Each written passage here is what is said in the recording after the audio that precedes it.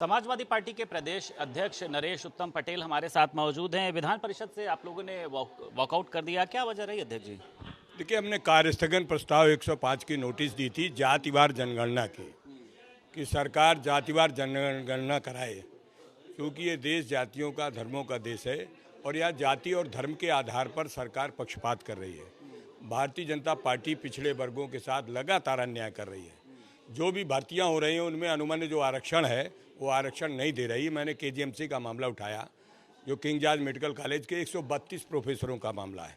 132 प्रोफेसरों में जो 50% पिछड़ी जातियों और दलित समाज के लोगों को रिजर्वेशन है और 10% जो है आर्थिक आधार पर गरीबों को आरक्षण है, सामान्य वर्ग को। उस आरक्षण के नियमों का पालन भारतीय जनता पार्टी की सरकार नहीं कर रही। वर्तमान जो कुलपति है लगातार उस भर्तियों को जारी किए हुए, इस बात को हमने उठाया। उत्तर प्रदेश में राज्य पिछड़ा वर्ग आयोग है, पिछड़े वर्गों की हक तलफी होती है, उनके साथ जब अन्याय होता है पिछड़े वर्गों के साथ, उसकी सुनवाई के लिए माननीय मुलायम सिंह यादव जी ने राज्य पिछड़ा वर्ग आयोग बनाया था। उसमें एक अध्यक्ष, उपाध्यक्ष, सदस्य होते हैं और जहां भी कोई अन्याय होता है उसमें पीड़ित व्यक्ति अपनी प्रार्थना पत्र देता है। प्रार्थना पत्र में गुण दोष के आधार पर जजमेंट होता है और उनके पिछड़ों के साथ न्याय होता है। लेकिन भारतीय जनता पार्टी राज्य पिछड़ा वर्ग आयोग को भी खत्म कर दिया।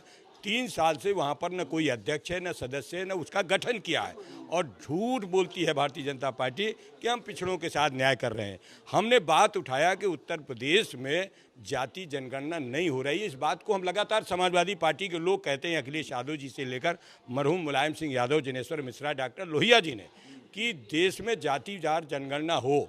1941 में जनगणना हुई, 1931 में जनगणना हुई, 1921 में हुई और पहले जाति जनगणना हुई, लेकिन जानबूझ करके कुत्सित मानसिकता के लोग, पूंजीवादी लोग जाति जनगणना नहीं करा रहे हैं। बीजेपी के बड़े बड़े नेता कह तो देते हैं कि हम जाति जनगणना के पक्ष में, लेकिन हर 10 साल में जो जनगणना होती है, अभी 2021 में जनगणना होनी थी, एनपीआर का फॉर्म आया, लेकिन आज वो जनगणना भी नहीं हो रही है। जाति जनगणना की तो मांग छोड़ दीजिए, लेकिन जनगणना भी भारतीय जनता पार्टी ने रोक रखी है। अच्छा, जो आज बजट आया, जैसे बताया जा रहा था 42,000 करोड़ का एक बड़ा बजट आ रहा है, लेकिन 28,000 लगभग 760 कुछ करोड़ का बजट है। इसको किस तरीके से देखते हैं? आपको लगता है कटौती हुई है कई योजनाओं में?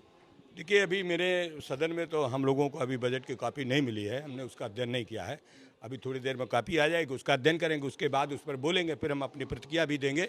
लेकिन जातिवार जनगणना की बात को भारतीय जनता पार्टी ने एक सिरे से नकार दिया और केशव मौर्य खुद नेता सदन है और नेता सदन कह रहे हैं हम जातिवार जनगणना के पक्ष में हैं।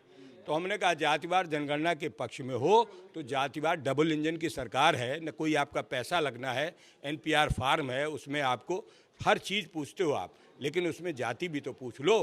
क्योंकि जब आप मंडल कमीशन की रिपोर्ट के आधार पर 27% पिछड़े वर्गों को और 21% दलित समाज को, 2% शेड्यूल्ड ट्राइब को और ईडब्ल्यूएस आर्थिक आधार पर गरीबों को 10% आरक्षण देते हो, तो जब तक उसका डाटा नहीं होगा तब तक उनको उनके रेशियो के अनुपात पर उनको हक और सम्मान नहीं मिलेगा। इसलिए जातिवार जनगणना की बात समाजवादी पार्टी करती है, लेकिन बीजेपी जानबूझ करके पिछड़ों के साथ अन्याय कर रही है, धोखा दे रही है। चुनाव के समय ये लोग कहते हैं कि हम जातिवार जनगणना कराएंगे। 10 साल हो गया मोदी जी को, उसके पहले अटल जी को 7 साल हो गया था, लेकिन जातिवार जनगणना नहीं करा रहे हैं। ये घोर अन्याय है पिछड़े लोगों के साथ, गरीबों के साथ। के लिए समाजवादी पार्टी के प्रदेश अध्यक्ष नरेश उत्तम पटेल हमारे साथ मौजूद हैं और उन्होंने साफ तौर पर कहा है कि भारतीय जनता पार्टी जातिगत जनगणना से भाग रही है।